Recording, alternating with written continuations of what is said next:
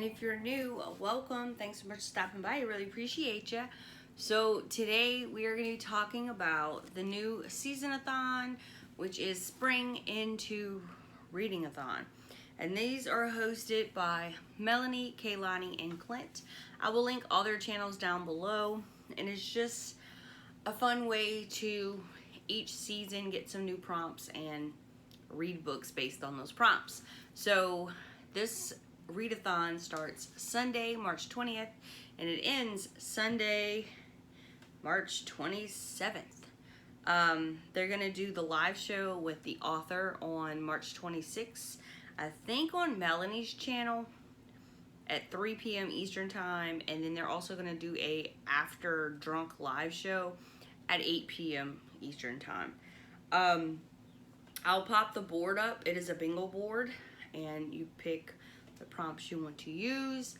I'll link their announcement videos down below as well, and like you can use more than one book for each like prompt. You can use like however many, I don't know, but for me I decided I'm just gonna pick one for each one that I choose to get the bingo on, and if I complete it, I complete it. If I don't, I'm not gonna beat myself up about it, because it's just something fun to use different prompts for.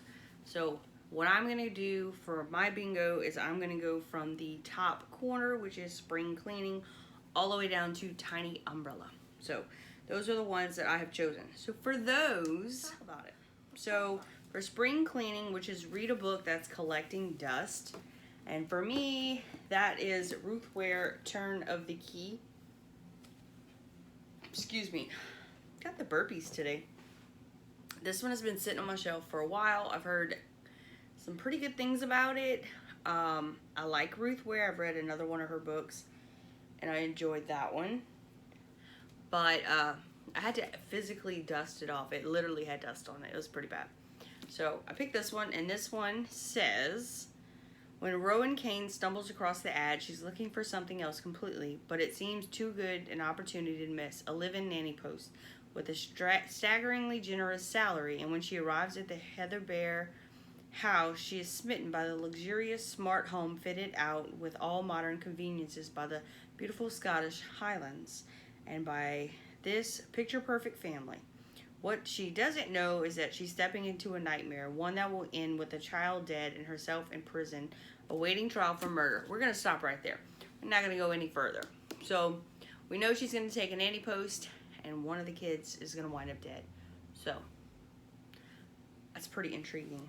I can't wait to see what that is. And then my next prompt is spring fashion, beautiful cover. And for this one, I think it's a pretty cover. It's colorful, it's fun.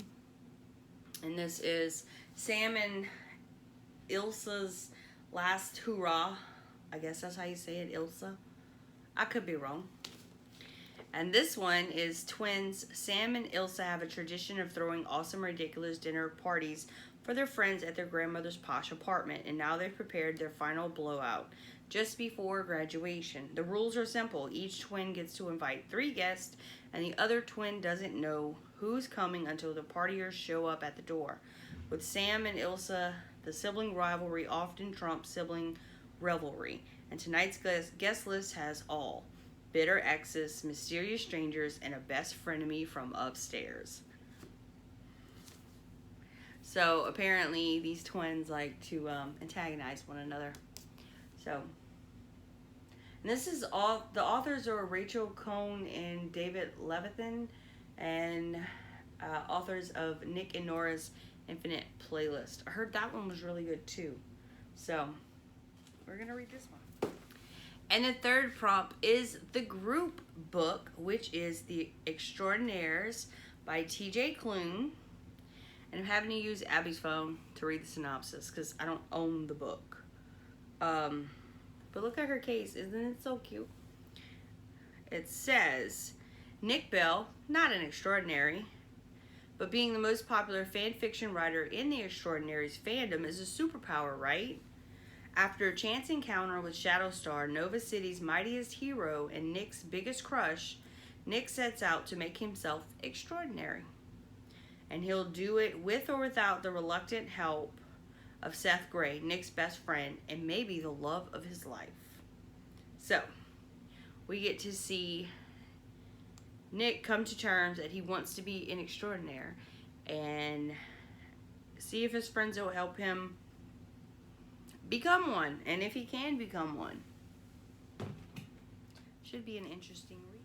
My next prompt is Kaylani's Favorite, and if you guys check the stuff I'll link down below in their videos, go to their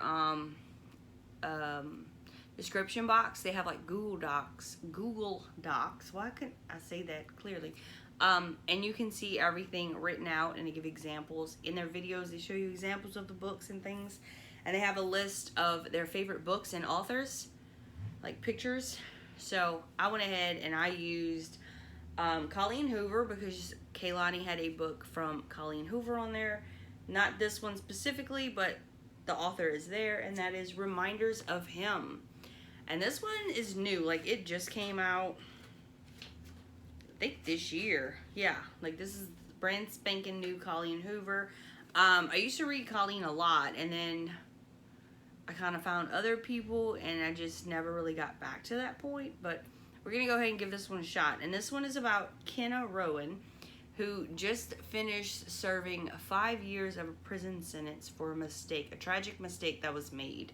And while she was in prison, she was pregnant, and she had a daughter. She's never laid eyes on her daughter. So when she gets out, she goes back to the small town where she knows where her child is, and she wants to be part of her life. But she kind of burned some bridges there, because the grandparents are the ones taking care of her, and their son is the one that the tragic accident took.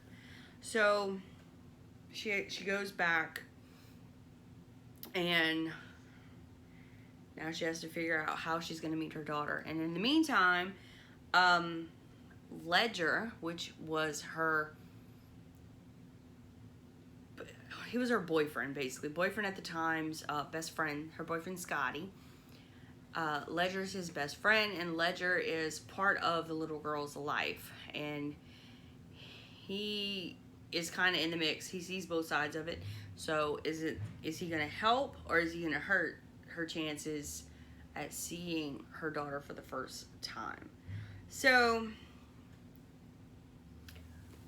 what will she do? How far will she go to see her child in person for the first time? And what kind of like backlash will she get from the people who are raising her, and then like anybody in the town? So it's an interesting concept. I've never read anything where the mother is like in prison, or any situation where they've never been able to lay eyes on their child. Like, they had the child was taken away from them. Like, I've never read any situation like that. So this would be a first. And the last prompt does not include a book. It is called Tiny Umbrella, which means that you just sip your favorite iced drink. And mine is Dr. Pepper. So I always have Dr. Pepper near me whenever I'm reading. Pretty much throughout the entire day, I have Dr. Pepper near me. Like, there's one right over there you guys can't see. So I always have it with me. So yeah, those are my 5 prompts for books. I'm super excited. I'm hoping to be able to catch the live show and hear what TJ Klune has to say, because he is the author that will be being interviewed. It is his group. The group book is written by him, The Extraordinaries. And I've read one other of his books, which was The House on the Cerulean Sea, and I really enjoyed that one. And I've been hearing great things about some of his other books, so I'm trying to jump on the TJ Klune wagon and hopefully read some of these amazing books. So yeah. Are you guys doing the readathon? If so, which bingo trail, like which way are you going? So, hope you guys enjoyed, and I will see you all next time. Bye guys.